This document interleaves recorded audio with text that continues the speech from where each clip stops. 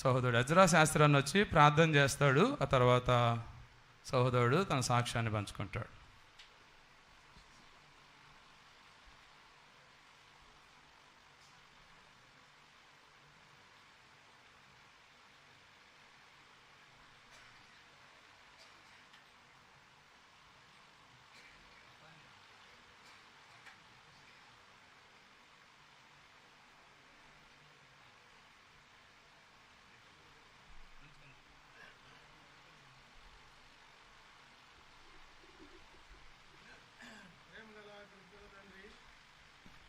నమ్మకమైన దేవా, యేసుప్రభు వారి అతి పరిశుద్ధమైనటువంటి రక్షణార్థమైనటువంటి నామమున, సకల ఆశీర్వాదాలకు ఆధారమైనటువంటి నామమున, సకల క్షేమానికి ఆధారమైన నామమున ఆయన సిలువలో మాకందరి కొరకై, ప్రత్యేకంగా యవనస్తులందరి కొరకై సిలువలో కార్చినటువంటి పరిశుద్ధమైన నిబంధన రక్తాన్ని ప్రోక్షించుకుంటూ ఈ దినమున ఇలా బెతెస్దా ప్రార్థనా మందిరంలో కంబైన్డ్ యూత్ మీటింగ్ కలిగి ఉండే కృపిచ్చినారు. మీకు వందనాలు చెల్లిస్తూ ఉన్నాం.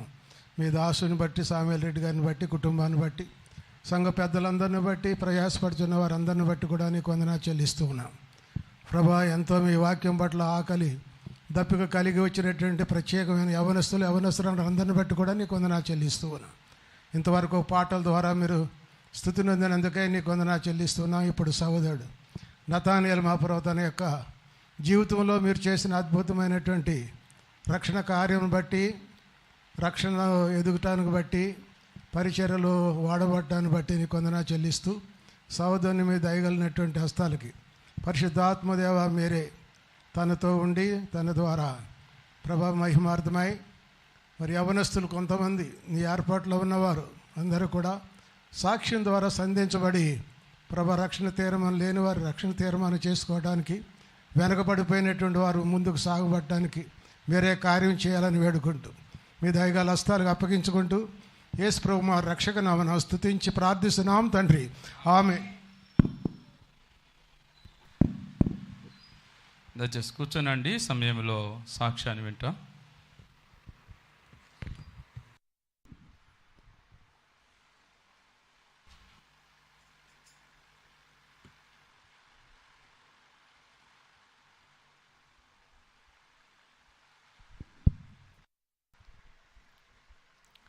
దేవుని వాక్యం నుండి యెషయా గ్రంథం 41వ అధ్యాయం 9-10 కలిసి చదువుకుందాం.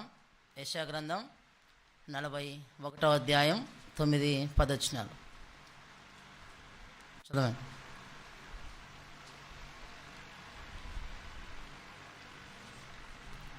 యెషయా గ్రంథం 41వ అధ్యాయం 9-10 చదవండి.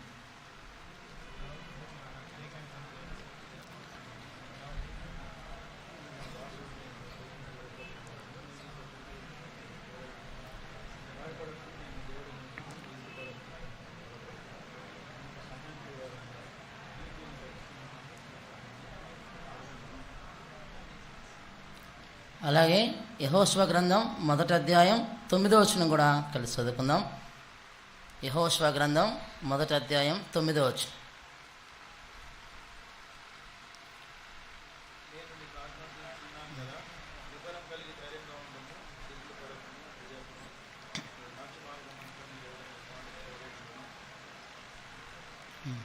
ప్రభు సహాయం కొరకు చిన్న ప్రార్థన చేసుకుందాం.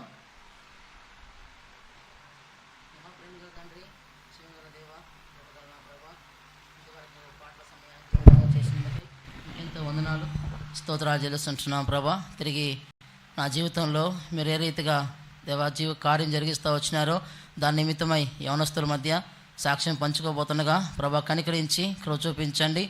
ఏదైతే మీ మాటలు అనుకరిస్తూ వచ్చినారో అవి మాత్రమే నా జీవితంలో ఏ విధంగా జరుగుతూ వచ్చిందో ఉన్నదన్నట్టుగా మీ ప్రజల ఎదుట యవనస్తుల ఎదుట పంచుకున్నట్టు సహాయం చేయండి. ఏమాత్రం యోగ్యత శక్తి భక్తులు లేనివాను ప్రభు, నిజంగా ఇంతమంది ప్రజల ఎదుట నిలబడడానికి కూడా ఏమాత్రం అర్హత లేదు ప్రభు. కనికరించి కేవలం మీ దయ కనికరం చొప్పునే మీరు అనుగ్రహించినటువంటి సమయాన్ని బట్టి స్తుస్తూ గణపరుస్తూ ముందున్న సమయం దీవెనకరంగా చేయమని యేసు క్రీస్తు వారి అతి ఉన్నతమైన నామం పేరట ప్రార్థించడం వేడుకుంటున్నాం తండ్రి, ఆమేన్. మంచిది. నా పేరు జె లక్ష్మీనారాయణ. ప్రభుని ఎరగకముందు నేను కూడా అన్ని పరమైన విగ్రహాద కుటుంబంలో వచ్చిన వాడను. మా తండ్రి పేరు పెంచలయ్య, మా అమ్మ పేరు చెంగమ్మ. అయితే నేను మా అక్క, నేను, తమ్ముడు, ఒక చిన్న కుటుంబం. యాక్చువల్గా 20 years వచ్చేంత వరకు కూడా యేసు ప్రభు ఎవరో నాకు మా కుటుంబానికి కూడా పరిచయము లేదు. హైందూ కుటుంబంలోనే, విగ్రహాద కుటుంబంలోనే జీవిస్తూ వచ్చినాం. అవే వాస్తవంగా నిజమైన విధానంలో అన్ని పరమైన జీవితంలో ఏ విధంగా జీవిస్తూ వచ్చినామో నిజంగా నెమ్మది శాంతి లేనటువంటి జీవితంలో ఉంటా వచ్చినాం. ఏదైనప్పటికీ మా కుటుంబంలో నిజంగా నా మటుకు నేను ప్రభులోకి రావడానికి దేవుడు ఎంతగానో ప్రభు ఏర్పాటులో నేను ఉన్నానని తర్వాత నాకు అర్థమవుతా వచ్చింది. నేను ఇప్పుడు యాక్చువల్గా నాది బ్లైండ్. ఇక్కడ ఉంటున్న వాడు ఎవరు నాకైతే కనపడరు, జస్ట్ ఉన్నారు కానీ జస్ట్ షేప్స్ ఉన్నాయి కానీ ఎవరని తెలియదు.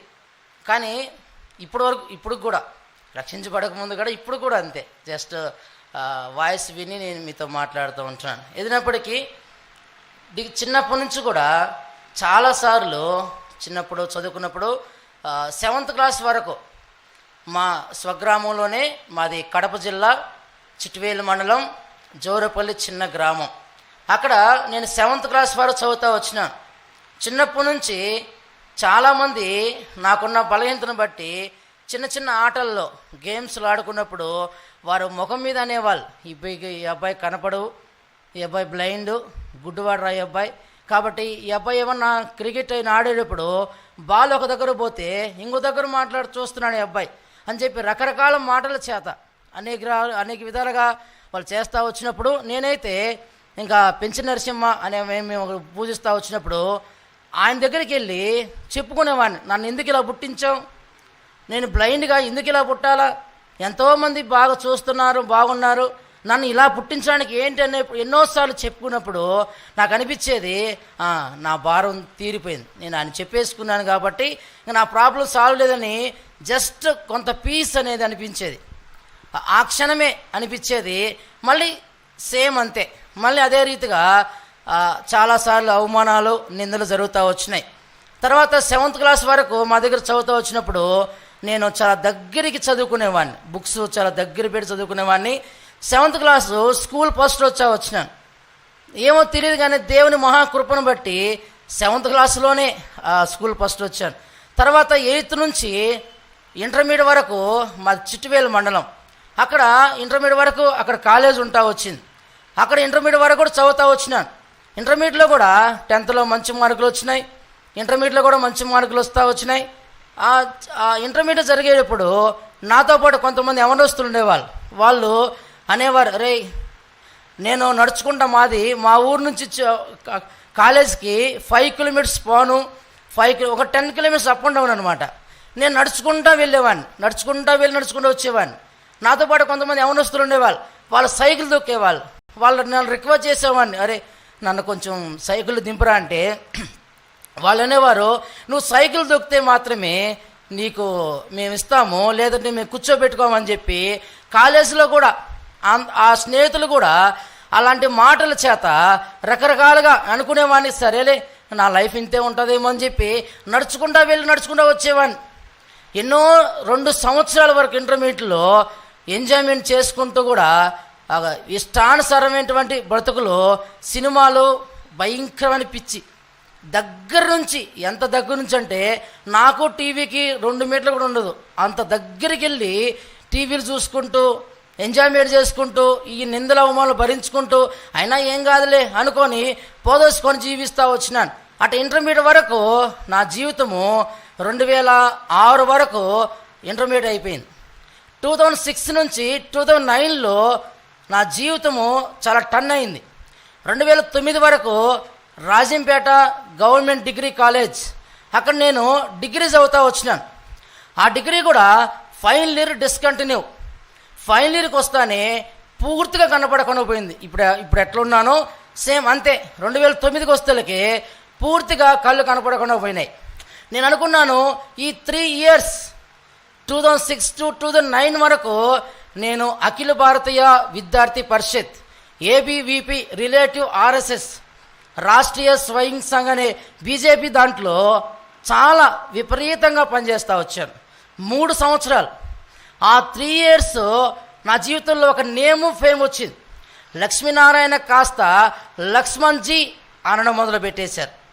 లక్ష్మణ్జీ వాళ్ళు ఎక్కువ ఆర్ఎస్ఎస్లో ఆ జీ అనేది యాడ్ చేసుకొని చేస్తూ వచ్చినారు. నిజంగా ఎన్నిసార్లు ఆ 3 years అంటే 2006 నుంచి 2009 వరకు 2 సార్లు జైల్లో వేస్తూ వచ్చినారు. కడప సబ్ జైల్లో ఒకసారి, మీకు కుక్కల వ్యాన్ తెలుసా ఎట్టుంటుందో, పోలీసు వాళ్ళు పట్టుకోమతారు కుక్కల వ్యాను, ఆ వ్యాన్లో వేసుకొని 2 సార్లు జైల్లో వేస్తూ వచ్చినారు. విపరీతంగా అన్ని రాస్తారోకులు ఇష్టానుసారంగా రైళ్ళు ఏవైతే కొన్ని ఇట్లా ఉంటుందో అన్నిట్లో పార్టిసిపేట్ చేసేవాళ్ళం. ఇట్లా ఒక యవనస్తుల టీం ఉండేది. వీళ్ళంతా చాలా మోటివేషన్ చేసుకుంటూ రే వీళ్ళు చేస్తున్నారు అలా అని చెప్పి రకరకాలుగా ఆ రాజంపేట చుట్టుపక్కల ప్రాంతాల్లో ఎన్నోసార్లు నా జీవితాన్ని ఇష్టానుసారంగా చేసుకుంటూ వచ్చినాను. వారానికి 7 రోజులైతే ఒక 7 days నా జీవితం ఎలా ఉందని తెలుసా? డైలీ నేను 6 మెంబర్స్కి సినిమా టికెట్ పెట్టి తీసుకెళ్ళేవాడిని. ఒక్కరోజు మండే. నా టార్గెట్ అంటే రిమైనింగ్ 6 days వాళ్ళు ఒక్కొక్కరు నన్ను సినిమా తీసుకెళ్ళాలి. అట్లా కంటిన్యూ 7 days మూవీస్. అట్లా ఆ లైఫ్లో కూడా ఇష్టానుసారంగా ఉంటా వచ్చిన. అప్పటి నుంచే మొదలైంది క్రైస్తవులంటే ఒక విపరీతమైన కోపం. ఏం మొదలైందంటే వీళ్ళు మత ప్రచారం చేస్తున్నారు, వీళ్ళు మనది కాని మతంలోకి కొత్త కొత్త వారిని తీసుకొస్తున్నారు, వీళ్ళు ఈ పరాయి దేశస్తుని దేవునిగా మనకు పరిచయం చేస్తున్నారు. కాబట్టి ఇలాంటి వాళ్ళు అస్సలు ఉండకూడదు అని అలాంటి ఒకలాంటి విపరీతమైన కోపము ద్వేషము ఈ క్రైస్తవుల మీద ఉండేది. ఒక ఎగ్జాంపుల్ జరిగింది ఏంటంటే, గవర్నమెంట్ కాలేజీలో హాస్పిటల్లో ఒక MBBS డాక్టర్, ఆమె అక్కడికి వచ్చే పేషెంట్లకి ఆమె వైద్యం చేసేది. ఎట్లా తెలుసా? యేసుక్రీస్తు అని పరిచయం చేసేది. ఎట్లా చెప్పేదంటే, అయ్యా మీకు వచ్చిన రోగాలు జలుబు దగ్గు జ్వరం నేనిచ్చే పారాసిటమాల్ డోలో ఈ టాబ్లెట్స్ ద్వారా ఆ రోగం పోతుంది. కానీ మనుషులందరూ ఒక రోగం బాధపడుతున్నారు. ఆ రోగం పేరు పాప రోగం. ఈ రోగం పోవాలంటే ప్రభు యేసుక్రీస్తు రక్తం ప్రోక్షణ రావాలని చెప్పి ఆమె వచ్చిన పేషెంట్లందరికీ సువార్త చెప్పేది. ఈ విషయము మాకు తెలిసింది. కాబట్టి 3 ఆటోస్లో 3 ఆటోల్లో యవనస్తులం అంతా కలిసి వెళ్ళాం. ఎందుకు ఆమెను కొట్టాలా? ఎందుకు కొట్టాలా? ఆమె వచ్చి కొత్త మతాన్ని ఇక్కడ పరిచయం చేస్తుంది, వేరే వేరే వ్యక్తులను పరిచయం చేస్తుంది. పేషెంట్లకు ఏదో జాబ్ చేసుకొని జీతం తీసుకొని పోకుండా ఈ రకమైన విధానం సువార్త చేస్తుంది ఏమా అని చెప్పి అక్కడికి వచ్చి పోయినాము. మధ్యాహ్నం 2 గంటల వరకు హాస్పిటల్లో కాలేజీ మానేసా. ఇంకేం కాలేజీ, ఆ సమయమే, ఈ సమయమే.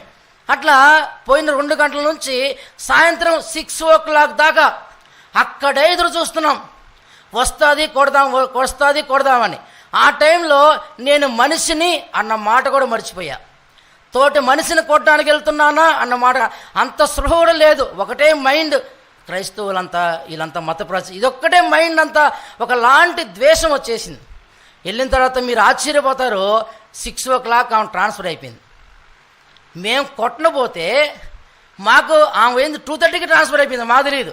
సాయంత్రం 6 o'clock వరకు చూసిన గోతిగాడ నక్కల ఎదురు చూసినట్టు చూసాం, వస్తే కొడదామని. 2:30కే ట్రాన్స్ఫర్ అయిపోయింది ఆమె. మాకు అనిపించింది తప్పించుకుందిరా ఏమో అని. కానీ దేవుడు తన బిడ్డల పక్షంగా ఈ విధంగా ఆ థాట్స్ ఏం రాలా, తప్పించుకుందిరా అని అనుకొని చేస్తూ వచ్చినాను. ఇంకోసారి నెందలూరు ప్రాంతంలో, మరి కడపకి రాజంపేటకి మధ్యలో నెందలూరు ప్రాంతం ఒకటి ఉంటుంది. అక్కడ 2వ జైల్లో వేశారు. అట్లా ఈ విధంగానే పాలిటిక్స్కి వెళ్ళినప్పుడు RSS కార్యకర్తలకు పోయినప్పుడు కొంచెం భయంకరంగా కొంచెం గోట్లాడ చేస్తూ వచ్చినాం. కొన్ని పరిస్థితులను బట్టి, స్కూల్ జరుగుతున్న విషయాలను బట్టి చేసినప్పుడు అక్కడ కూడా సెకండ్ టైం వేస్తూ వచ్చినప్పుడు అప్పుడే కడియం శ్రీహరి ఒక ఆయన మంత్రి అప్పుడున్నాడు. ఆయన నెందలో ఒక టెంపుల్ని ఓపెన్ చేయడానికి వచ్చాడు. దాదాపుగా 40 minutes ఆయన ట్రాఫిక్లో ఇరకపోయాడు. ఎందుకు? ఇట్లా ఒక 15 కిలోమీటర్లు, ఇట్లా 15 కిలోమీటర్లు ట్రాఫిక్ జామ్. ఎందుకు? మేము ధర్నా చేస్తున్నాం మధ్యలో. కాబట్టి మాకు న్యాయం జరగాల ఎందుకు అన్నట్టుగా కూర్చొని చుట్టూ చేస్తూ వచ్చినప్పుడు అప్పుడు DSP బాలకృష్ణారెడ్డి వచ్చారు రాజంపేటలో. ఆయన కూడా ఒక 5 కిలోమీటర్స్ బ్యాక్ నిలబడి ఆడ కారుని పెట్టి నడుచుకుంటా మా దగ్గరికి వచ్చినాడు. ఒక డిఫరెంట్గా కొట్టాడు అనుకో, అది ఆ విధంగా చేసి మమ్మల్ని తీసుకోబోయి అలాంటి ఒక నెమ్మది లేనటువంటి స్థితిలో అదే హ్యాపీనెస్ అనుకొని జీవిస్తూ వచ్చిన వాడిని. ఎన్నోసార్లు ట్రైన్స్ కూడా ఆపేసి అక్కడ కూడా ట్రాక్ మీద 15 కిలోమీటర్లు ట్రాక్ మీద నడుచుకుంటూ పోయేవాళ్ళం. ఎందుకు ఆ ట్రైన్స్ సరిగా ఆ రకమైన ధర్నాలు కూడా చేస్తూ వచ్చినాం. ఇంకెన్నోసార్లు ఆ కాలేజీల తరపునంతా కూడా ఎన్నోసార్లు రాజంపేట ఆ బస్టాండ్ తరపులో రాస్తారోకలు చేస్తూ వచ్చినాం. ఇంకా మాత్రమే కాదు ప్రియా యవనస్తుడా సహోదరుడా, ఇంకా గమనిస్తే వెంకయ్యనాయుడు వచ్చినాడు. బీజేపీ తరపున వెంకయ్యనాయుడు మదనపల్లికి వచ్చినాడు. ఒక 35 వెహికల్స్లో పోయినాం. 35 వెహికల్స్లో ఆయన్ను ఇన్వైట్ చేయడానికి, సన్మానించడానికి రాజంపేట నుంచి 35 రకాల కారుల్లో వెళ్ళిపోయినాం నైట్ అర్ధరాత్రి అప్పుడు. అట్లా నాకున్న కొంతమంది స్నేహితులు నన్ను ఈ రకంగా మంచిగా నన్ను ఆర్ఎస్ఎస్లో సాందీప్ని ఇన్ఛార్జ్ అని ఒక పోస్ట్ ఇచ్చారు. ఇదేంటంటే యవనస్తుల్ని ఎలా మోటివేట్ చేయాలా, యవనస్తుల్ని ఎలా పాటల ద్వారా వాళ్ళని డైవర్ట్ చేయాలా, వాళ్ళ హక్కులు ఎలా పోరాడాలా. ఇది ఒక బుక్ ఉండేది, ఇప్పుడు కూడా నడుస్తుంది ఆ బుక్. అది సాందీప్ని ఇన్ఛార్జ్గా ప్రొద్దుటూరు, జమ్మలమడుగు, రాయచోటి, రాజంపేట, కడప తరపున నన్ను ఇన్ఛార్జ్ చేస్తూ వచ్చినారు.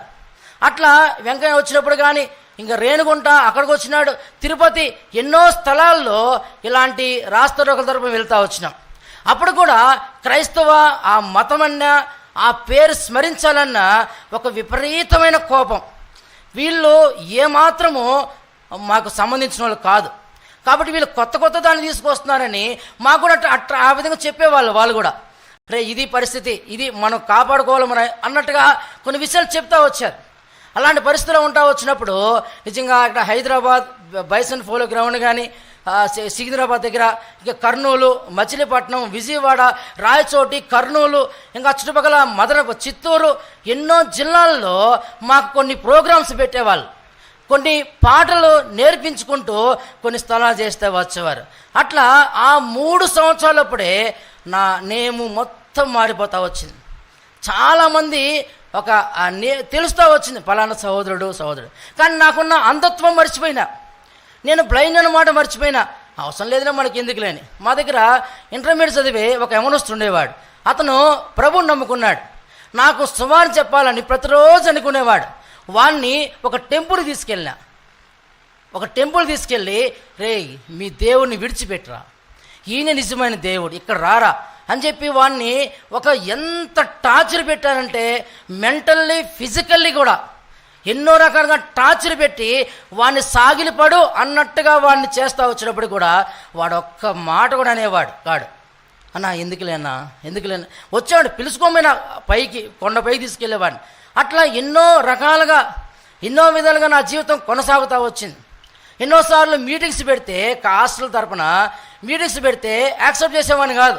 ఎందుకు మీటింగ్స్ పెడుతున్నారు మీరు అన్నట్టుగా కొన్ని క్రిస్మస్కి కొన్ని మీటింగ్స్ పెడతారు.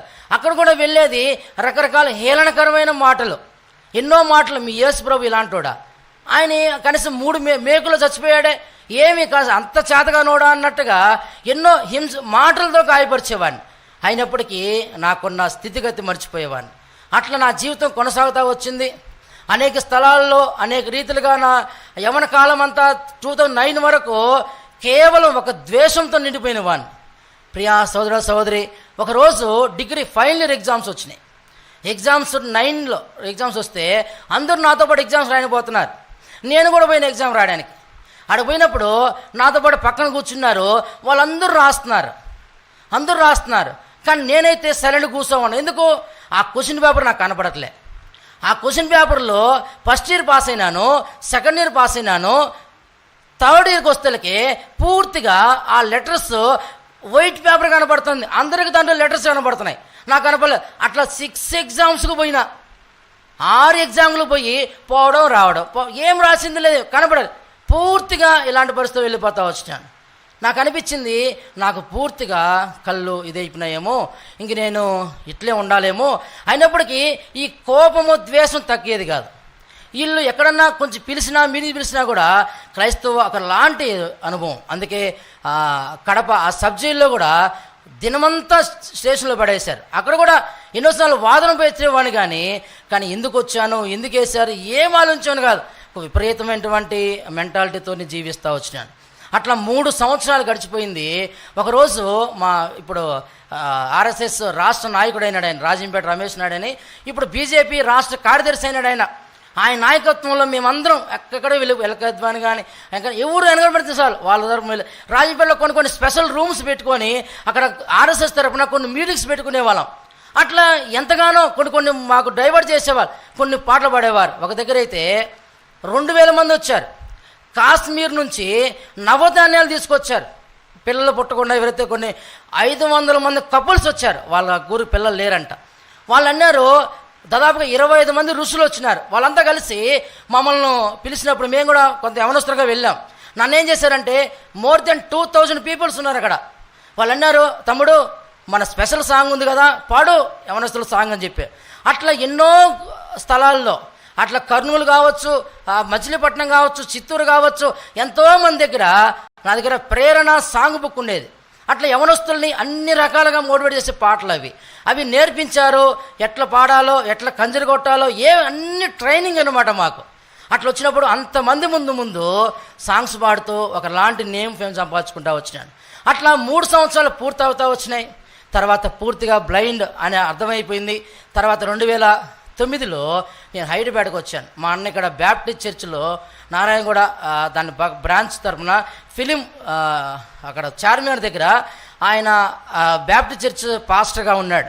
ఆడికి వచ్చినాడు, రే నీకు చూపిస్తారా, హాస్పిటల్ చూపిద్దాం రా అన్నాడు. సరే పిలిచాడు. వచ్చిన తర్వాత ఇక్కడ హైదరాబాదులో Medcity, Medvision, Lucid, LV Prasad, Sarojini Devi, మెహదీపట్నంలో అరవింద్ ఐ హాస్పిటల్, ఇక్కడ ఇమేజ్ హాస్పిటల్, మోర్ దెన్ అన్ని హాస్పిటల్ తిరిగాం. ఇక్కడ హైదరాబాద్ అయిపోయింది. మదురై కంఠాసుపత్రి, అరవింద్ ఐ హాస్పిటల్ తిరిగాం. ఎక్కడికి వెళ్ళినా వాళ్ళు ఒకటే మాట చెప్పారు, ఏంటంటే ఈ అబ్బాయికి ఆప్టిక్ న్యూరో వీక్ అయిపోయింది. ఈ 2 కళ్ళకు నరాలు సప్లై చేసే ఆప్టిక్ న్యూరో బ్యాక్ సైడ్ ఉంటుంది, అందరికీ ఉంటుంది, అది చాలా వీక్గా కనపడుతుంది. ఇంకా టెక్నాలజీ ఇంప్రూవ్ అయితే తప్ప ఈ వ్యక్తికి ఇంక రాదు. ఈ అబ్బాయి జీవితాంతం బ్లైండ్గా ఉండాల్సిందే, ఈ అబ్బాయి ఇలాగానే అంధత్వగా ఉండాల్సిందే అని అన్ని రకాల హాస్పిటల్ చెప్తా వచ్చినారు. ఏంటి కారణం సార్, నేను ఇంటర్మీడియట్ డిగ్రీ చదివాను, డిస్కౌంట్ అయినాను, ఏమన్నా అన్ని చదువుకుంటూ వచ్చినాను, మరి ఎందుకు సార్ అంటే వాళ్ళు అన్నారు, ఇది మేనరికం వల్ల, మీ నాన్న సొంత అక్క కూతురు చేసుకోవడం వల్ల ఆ రిలేషన్ పరంగా నీకు ఇట్లా అయింది, బహుశా ఫ్యామిలీ మొత్తం మీద ఒకరికే ఇట్లా ఉంటుంది, అది నీకే వచ్చింది, ఇంకా ఫ్యూచర్లో రాకపోవచ్చు అన్నారు. సరే అయినప్పటికీ మనకి ఎందుకులే, అది ఎడం దొరుకుతుందని చెప్పి అయినా బాధ లేదు, చింత లేదు. మళ్ళీ అయినా మళ్ళీ కాలేజీలో మళ్ళీ అదే రకంగా పోయిన తర్వాత మళ్ళీ కొంతమంది స్నేహితులు మాకు బ్యాచ్ ఉండేవాళ్ళు. అలా కమ్యూనికేషన్ చేసుకుంటూ జీవించుకుంటూ వచ్చినాను. చివరిగా 2009లో లాస్ట్ టైంలో ఒక సినిమాకు నైట్ వెళ్తూ వచ్చినాం. ఆ సినిమా పేరు సృష్టి రహస్యం. సినిమా పేరు సృష్టి రహస్యం. ఆ సినిమా ఆడికి వెళ్ళిన తర్వాత ఎందుకు వెళ్ళాను, బయట ఉన్న వాల్ పేపర్ చూసి, వాల్ పోస్టర్ చూసి, ఇందులో ఒక డిఫరెంట్ వల్గర్ ఏదో ఉండబోతుంది, ఒక డిఫరెంట్ యాక్టివిటీస్ ఏదో ఉంది, యవనస్తులకు ఆశపడేది ఏదో ఉంది, పరిగెత్తుకొని పోదాం అని చెప్పి ఆడికి వెళ్ళిన తర్వాత ఆడ సృష్టి రహస్యం అనే సినిమా మూవ్ అయింది. దగ్గరికి వెళ్ళాము, కూర్చున్నాము. 2.5 hours కూడా లేదు, 2 hours లోపే అది. అయితే అక్కడ కనబడుతుంది, ఏం కనబడుతుంది అంటే ఒక వ్యక్తి వెనక నుంచి ఒక స్వరం వస్తుంది. ఆ స్వరం వస్తే సృష్టి సృష్టి అని పాట వస్తుంది. ఆ వ్యక్తి అదే స్వరం కనబడలే మనిషి. తర్వాత మట్టిలో ఉంచి 2 బైకులు వేశారు, ఒక అబ్బాయి ఒక అమ్మాయి.